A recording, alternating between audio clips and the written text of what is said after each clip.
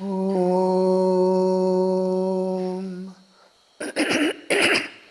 Jananim Sharadam Devim Ramakrishnam Jagadgurum Padapadme Tayo Shlitva Pranamami Muhurmuhu.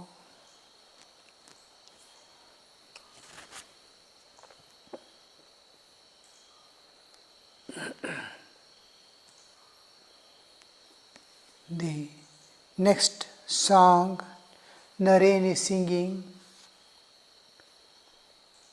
"Oh, when will dawn for me the day of blessedness, when He who is all good, all beauty and all truth will light the innermost shrine of my heart."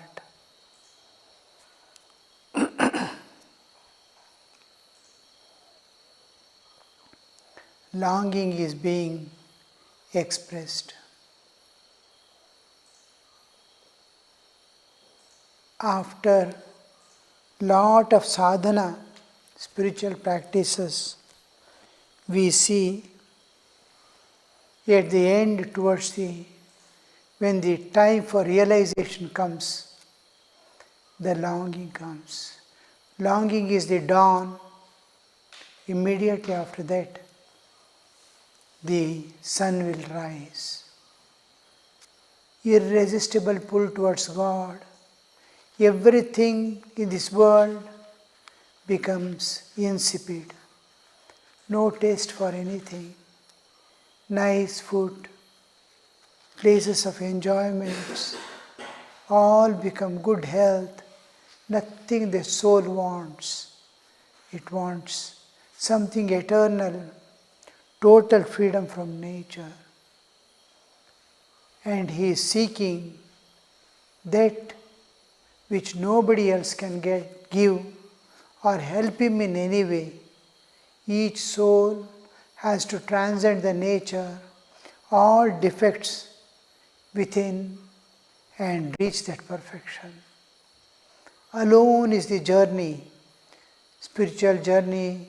Alone we came to this world from the realm transcendental, and alone we have to return. No companion there. You may get companion in the world, but last, when companions were there, also we were alone. Our loneliness was covered or hidden behind the friendship and relationship. Just like we are all naked, the nakedness cannot be removed, so we cover our nakedness with clothes. Within the clothes, we are always naked. Nakedness cannot be removed, but it can be covered. Like that, our loneliness is covered by friends, relatives, and all the things in the world. We are alone. We came alone, we are living alone, and we have to go alone. And in going alone, where are we going?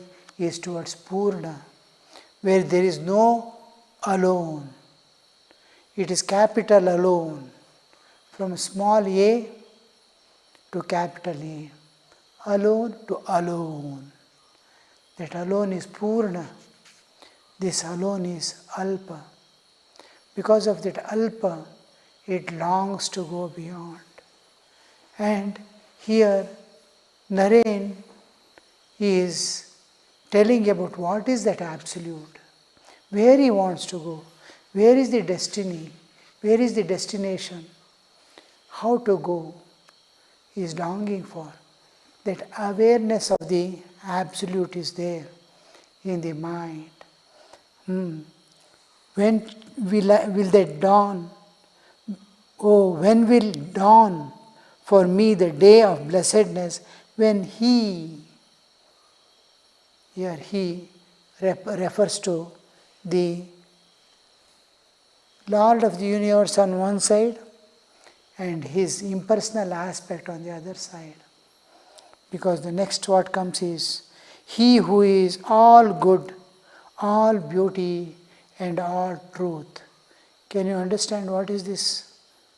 All good, all beauty and all truth? Think over. Satyam Shivam Sundaram. All truth. Satyam Shivam Sundaram. All beauty, all good. They are put in the reverse order. Satyam Shivam Sundaram. Shivam is good. Satyam is truth. And Sundaram is beauty. When this concept of Satyam Shivam Sundaram comes, it is an important expression. These are the expressions of Vedic times, not of today, has got great relevance to the human existence and of the Absolute. Satyam Shivam Sundaram. Because of eternal, infinite existence, the Absolute is eternal. There is no time. It is not, the universe is time and space bound. It is spaceless, timeless existence. Existence, it is there, existence is there, but there is no, it is not limited by time and space. This is limited by time and space, this universe. This is time, space and causation bound. Desha, Kala, Karya, Karana, Bhava. These three are the peripheries in which this existence exists, relative exists. Absolute, there is no time and space.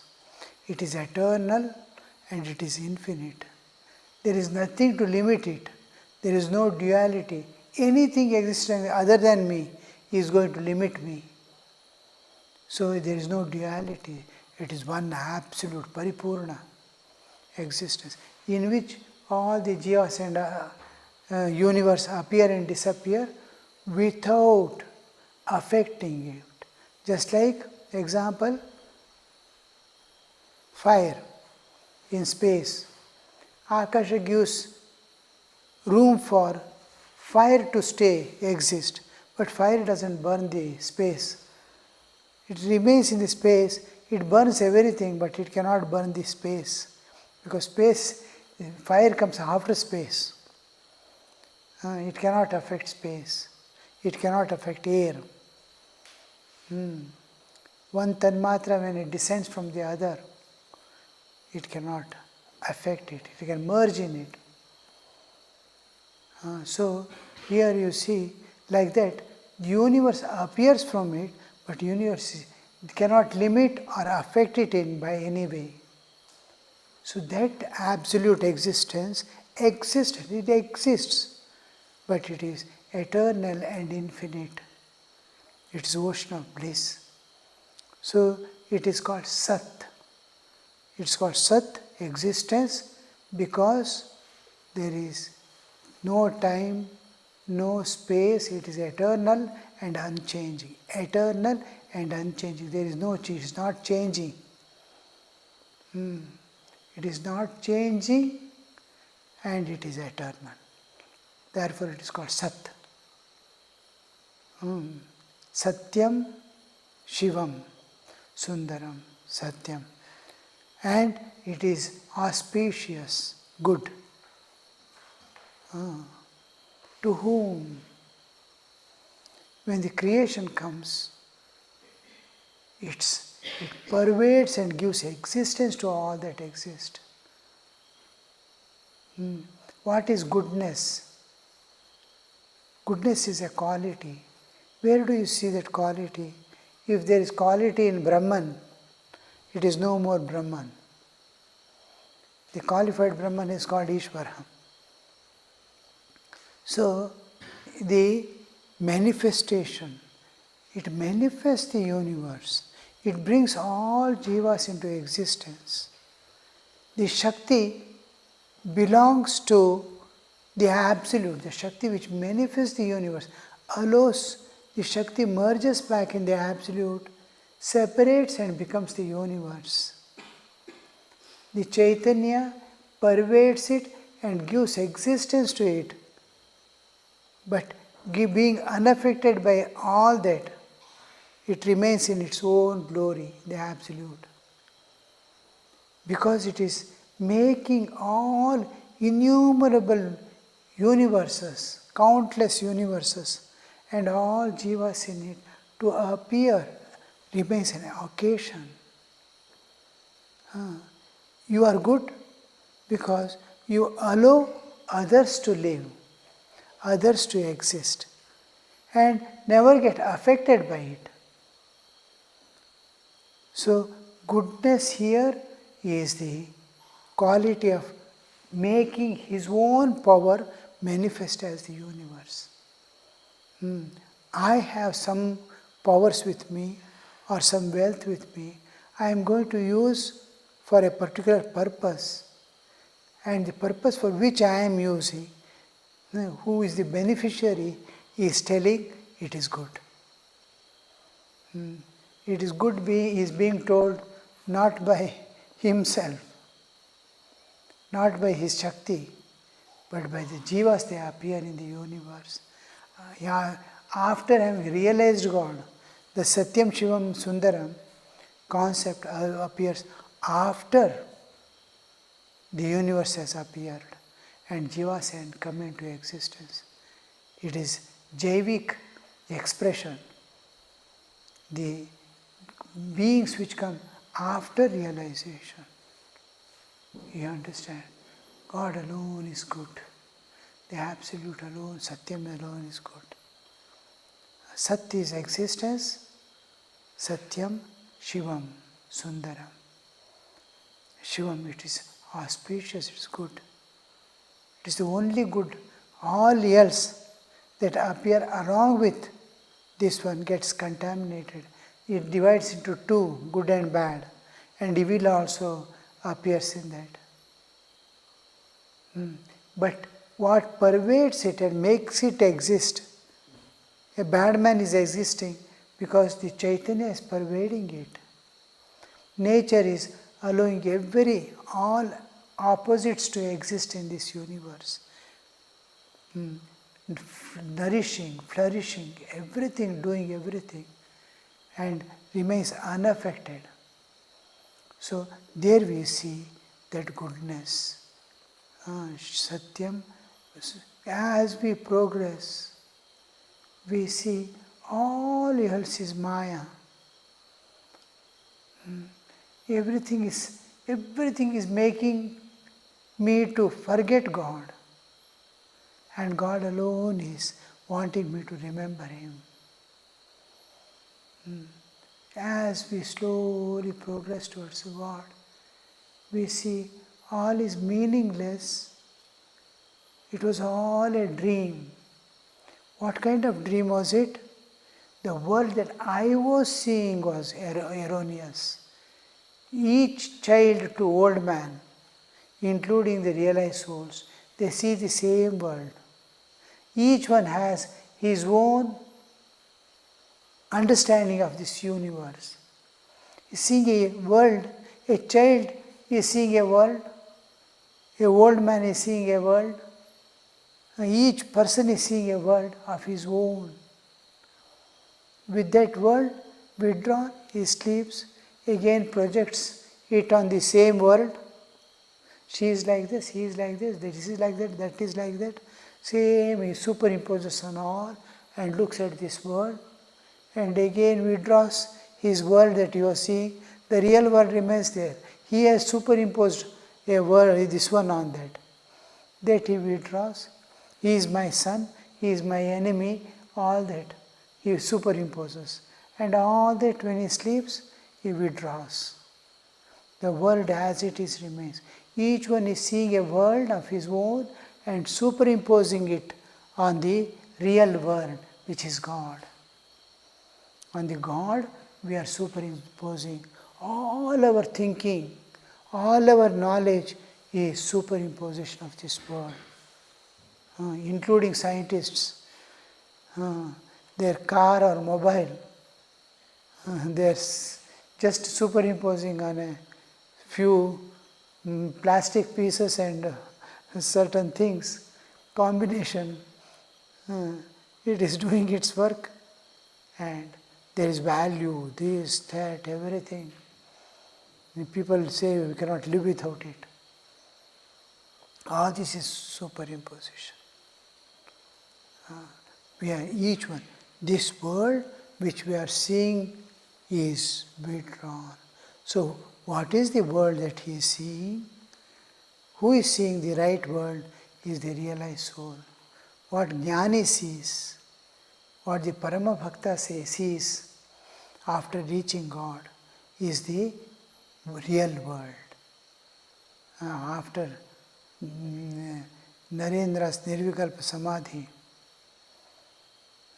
he saw some world of divine. He was not able to move about, think, talk, anything. And then, as it subsides, when he comes to Thakur, he says, now your vision is over of the Nirvikalpa. No more such visions.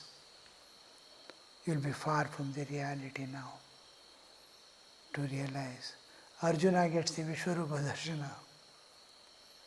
Next he prays, show your Chaturbhuja Rupa. Enough of this Vishwarupa. God withdraws his Vishwarupa and puts the veil of Maya again, and he starts fighting. Dishum, dishum. You see.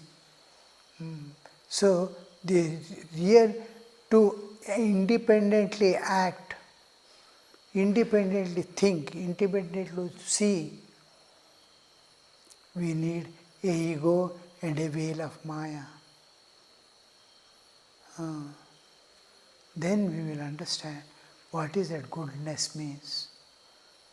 Satyam, existence, Shivam, Sundaram. Slowly we move, we expand, understand. As we progress and move towards God, the whole world of Maya, we understand it was all because of that I could not see. Everything in this world was making me forget God. Whatever. Morning we wake up, open the eyes, and the most surprising vision that we have is seeing ourselves in mirror. And the most unwanted thing we are seeing. And everything is making us forget God. And as we evolve, we know what vision we had superimposed on the world, that alone was unreal, and that was bad. The world that we were seeing was not right. What realized soul sees, that as you move towards God and touch God, the moment you touch God, that dream goes away. That Maya's veils falls off. One by one veil covering the truth, go on falling. More and more truth becomes visible, and you see it is moving. And here you see each is giving more joy, awakening more love, more simplicity. The ignorance of veil is becoming thinner and thinner, and you will see greater joy is releasing. Here you see what is the concept of beauty.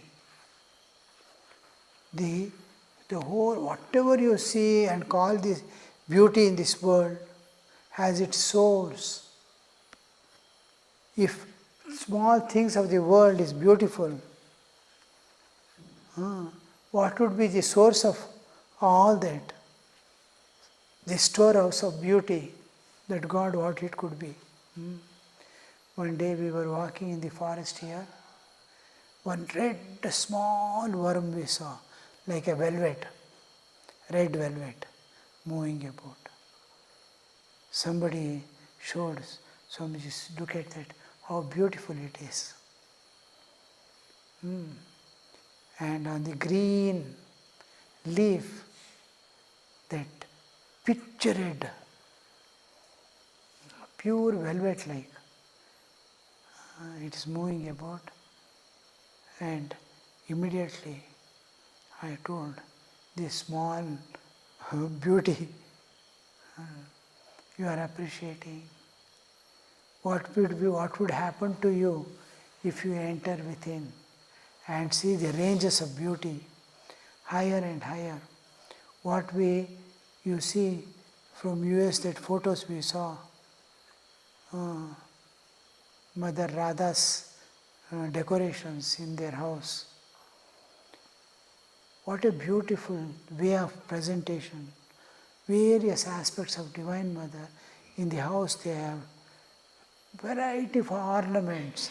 Each day a set of ornaments changes. Household deity. And these are all not something man-made and man thought of.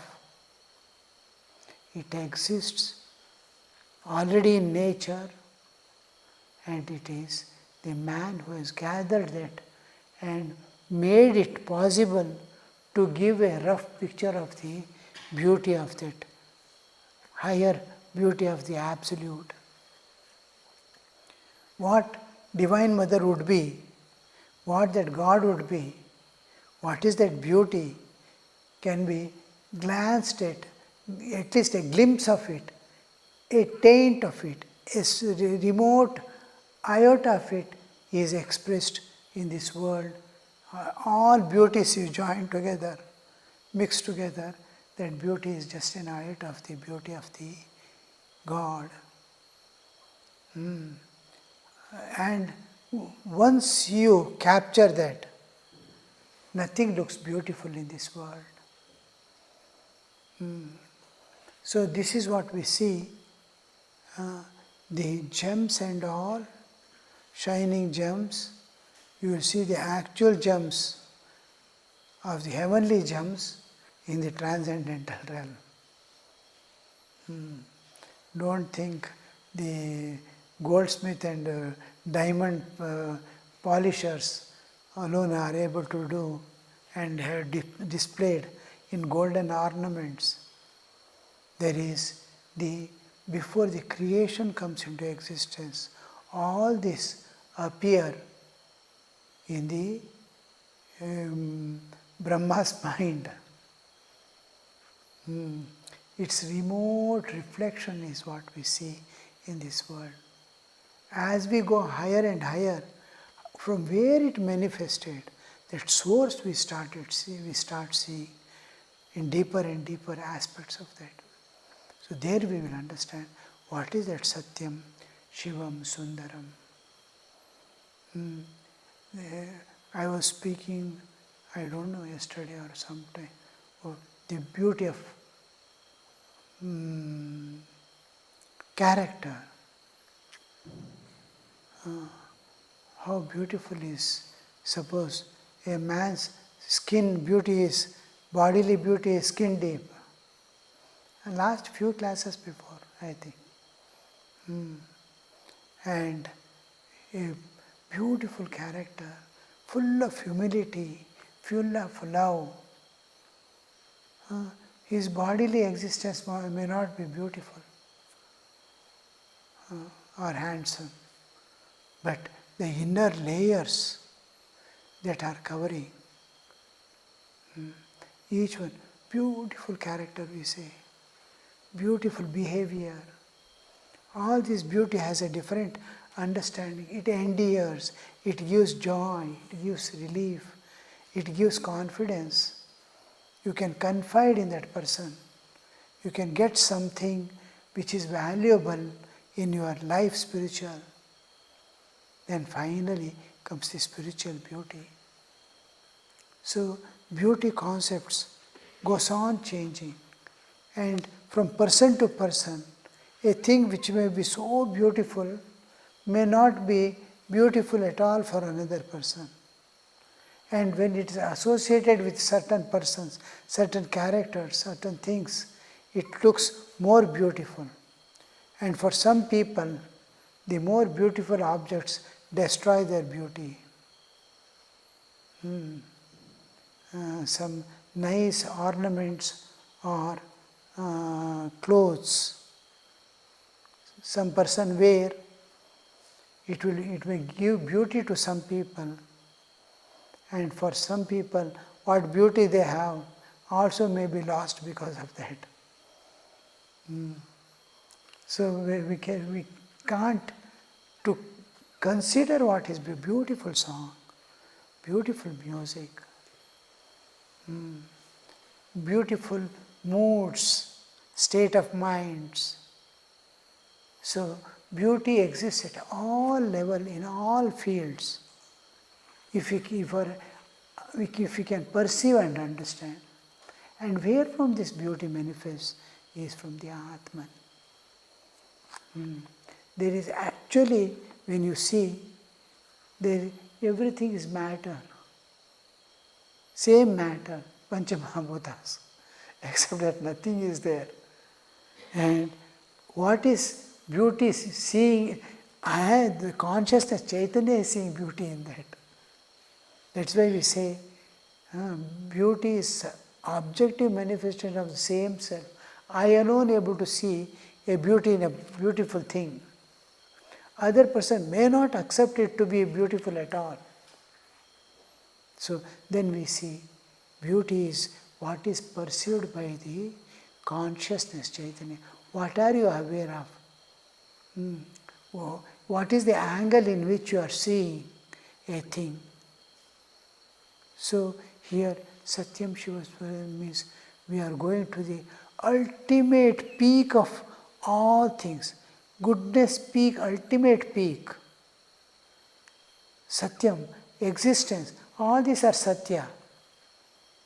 I am experiencing it. Dream is Satya because I am experiencing it. I cannot say, I have seen the dream, but when I woke up, nothing was there. That's called Prasibhatika Satyam. Pratibhasika Satyam. Pratibhasika Satya. And this world in which we are living is called Vyavaharika Satya.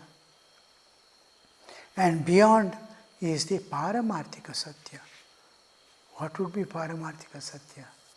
As we enter into dream, when we enter into dream, the dream is, when we wake up, it is unreal. But we call it real because I have seen it, I have experienced it.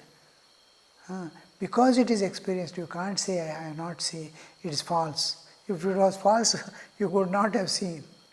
You have experienced that is Satya. You have seen an elephant in this dream, but that elephant was not there when you saw also, doesn't matter, but you have experienced. So that is Satya, it is called Pratibhasika Satya, Vyavarika Satya. This is little higher truth, as we had, that is Paramarthika Satya. It is eternal, unchanging reality. This is constantly changing flux. That is just appearing, disappearing. Appearing to be appearing and disappearing to be disappearing. And here you see the Satyam Shivam, goodness, goodness to the peak.